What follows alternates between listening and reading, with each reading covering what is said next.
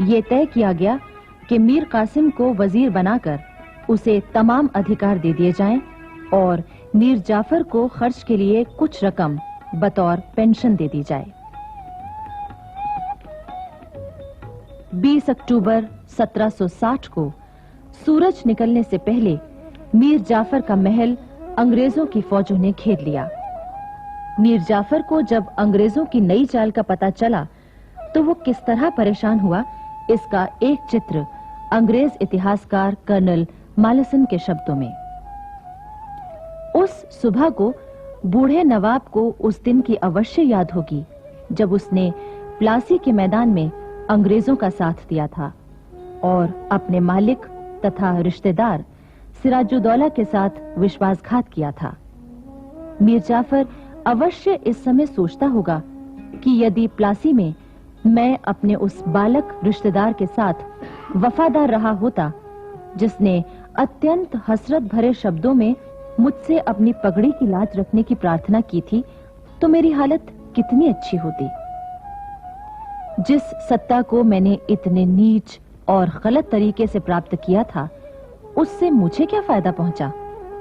वे लोग जिनके हाथ मैंने अपना मुल्क बेचा था, आज वे मुझे डरा रहे हैं।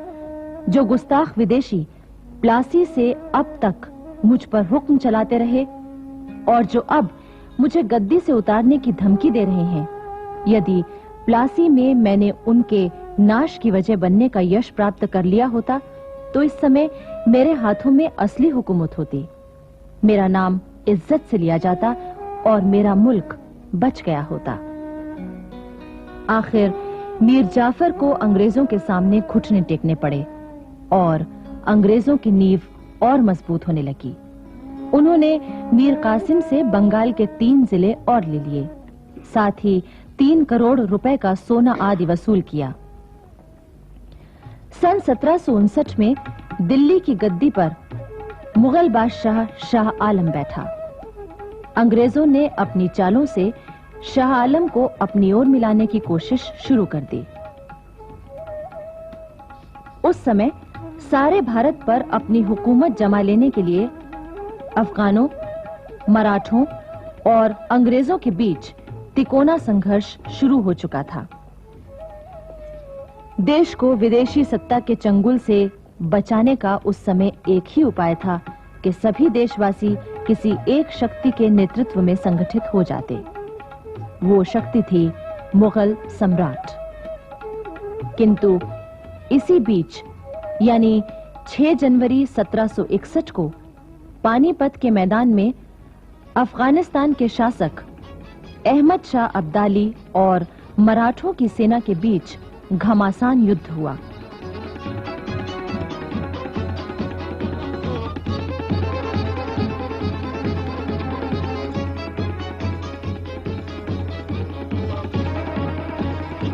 मराठे तो हार गए, पर अब्दाली को भी जीत के बावजूद काफी नुकसान उठाना पड़ा। वो अफगानिस्तान लौट गया और इधर मराठे कमजोर हो गए। बच रहे केवल अंग्रेज, जिन्होंने अपना प्रभाव बढ़ाना शुरू कर दिया। मुगल बादशाह शाह आलम को 26 लाख रुपया देने का वादा करके इस बात के लिए मजबूर किया गया कि वो बंगाल, बिहार और उड़ीसा की दीवानी ईस्ट इंडिया कंपनी को सौंप दें।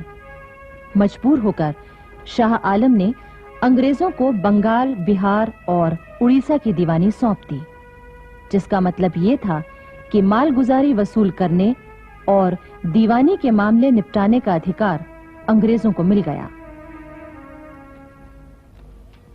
सन 1765 से 1772 तक बंगाल में अंग्रेजों का ये शासन इतना भयानक था कि उसने बंगाल को चूसकर कंकाल बना दिया।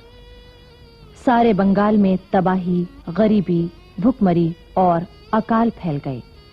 चारों ओर मौत नजर आने लगी। सन 1772 में वॉरेन हेस्टिंग्स कंपनी का गवर्नर बनकर कलकत्ता आया। इतिहासकार कहते हैं कि क्लाइव ने देश में अंग्रेजी राज की जो बुनियाद रखी थी, वॉरेन हेस्टिंग्स ने उसे और भी पक्का किया। उसके सामने एक ही बात थी, चाहे ईमानदारी से हो या बेईमानी से, जैसे भी हो, जल्दी से जल्दी भारत की अधिक से अधिक दौलत को इंग्लैंड भेज दिया जाए। अब आइए महाराष्ट्र की ओर चलें। ईस्ट इंडिया कंपनी की बढ़ती हुई ताकत और सत्ता के लिए मराठों की ताकत आंख का कांटा बनी हुई थी। इसलिए अंग्रेजों ने एक चाल खेली। उस समय पेशवा की गद्दी पर रघुनाथ राव बैठा हुआ था। क्योंकि गद्दी का असली मालिक उसका भतीजा नारायण राव अभी नाबालिग था, अंग्रेजों ने रघुनाथ राव को युद्ध का झूठा भय दिखाकर अपनी ओर मिला लिया। इस तरह मराठा दरबार में उनका आना जाना शुरू हो गया। किंतु पेशवा के दरबार में उन दिनों एक बहुत दूरदर्शी और चतुर व्यक्ति मौजूद था, जो अंग्रेजों की सारी चालों को समझ रहा था। वो व्यक्ति था नाना फडणवीस। वो समझ रहा था कि राघोबा मराठा साम्राज्य की नींव कमजोर कर रहा है, पर राघोबा ने उसकी बात नहीं मानी। 30 अगस्त 1773 को राघोबा ने पेशवा नारायण राव की हत्या करवा दी। इस साजिश में अंग्रेजों का पूरा हाथ था। राघोबा अंग्रेजों की हाथ की कठपुतली बन चुका था। नाना फडणवीस ने मराठा राज्य को अंग्रेजों के चंगुल से बचाने की भरसक कोशिश की। इतिहासकार कहते हैं कि नाना फडणवीस ने कर्नाटक के वीर हैदर अली से मिलकर जिस तरह अंग्रेजों की चालों को नाकाम करने की कोशिश की थी, उसमें अगर उसे सफलता मिल जाती तो उस समय देश से विदेशी सत्ता का अंत हो गया होता। किंतु अपने ही लोगों ने उसे धोखा दिया। कर्नाटक के दो वीरों की कहानी भारतीय स्वतंत्रता संग्राम के इतिहास में बड़े सम्मान से लिखी गई है। ये वीर थे हैदर अली और उसका बेटा टीपू सुल्तान। हैदर अली एक मामूली फकीर का बेटा था। हैदर अली ने बचपन से ही घुड़सवारी, निशानाबाजी, हथियार चलाना और लड़ाई के तौर तरीके सीख लिए थे। बड़ा होकर हैदर अली मैसूर की फौज में भर्ती हो गया। हैदर अली की वीरता और साहस ने कुछ ही समय में उसे मैसूर का प्रधान सेनापति बना दिया। उस समय रियासत का प्रधानमंत्री एक मराठा सरदार खांडेराव था। उसने मराठों से चुपचाप मिलकर मैसूर पर हमला करवा दिया। इस युद्ध में हैदर अली ने विजय पाई और खांडेराव के विश्वासघात का सबको पता चल गया। मैसूर के महाराजा ने प्रसन्न होकर हैदर अली को अपना प्रधानमंत्री बना लिया। उधर अंग्रेज भला ये कैसे सहन कर सकते थे कि हैदर अली की ताकत बढ़े। उन्होंने हैदर अली से छेड़छाड़ करनी शुरू कर दी। कर्नाटक के कई किले खाली करवाए गए और उन्हें जीत लिया गया। हैदर अली के बेटे फतेह अली टीपू की उम्र उस समय 18 वर्ष की थी। तब भी अपने पिता के साथ युद्ध के मैदान में वो मौजूद रहता था।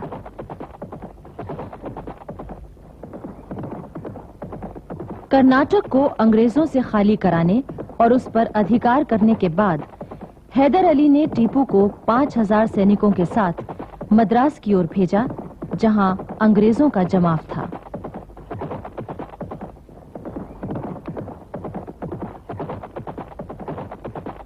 टीपू ने मद्रास के किले से 5 मील दूर सेंट थॉमस की पहाड़ी पर कब्जा कर लिया और आसपास के अंग्रेजी इलाके को अपने अधीन कर लिया।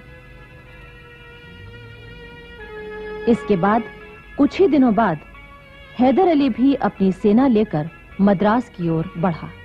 मद्रास में अंग्रेजों का क्या हाल हुआ, इसका रोचक विवरण एक फ्रांसीसी इतिहासकार ने प्रस्तुत किया है। वो लिखता है, मद्रास विजय के अवसर पर हैदर ने अंग्रेजों से कहकर मद्रास के सेंट जॉर्ज के किले के सदर फाटक पर एक चित्र बनवाया, जिसमें हैदर एक शामियाने के नीचे तोपों के ढेर पर बैठा है।